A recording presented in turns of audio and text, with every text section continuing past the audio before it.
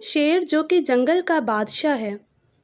शेर खाना खाने के बाद इतनी सारी मेहनत करके बहुत थक चुका था और आराम करना चाहता था। वो आराम की गर्ज से दरख्त के नीचे लेट गया।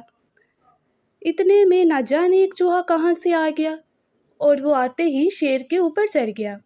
चूहे को शेर का नरम गरम गोश्त बहुत मज़े का लग रहा था। वो उसके ऊपर उछलता कूदता नाचता भागता रहा। चूहा बहुत मस्ती में था। कभी उसके बालों पे चढ़कर नाचना शुरू कर देता और इधर उधर का नज़ारा करता। इतने में शेर को गुस्सा आ गया। शेर खड़ा हुआ तो चूहा कल्टी खाता हुआ नीचे गिर गया।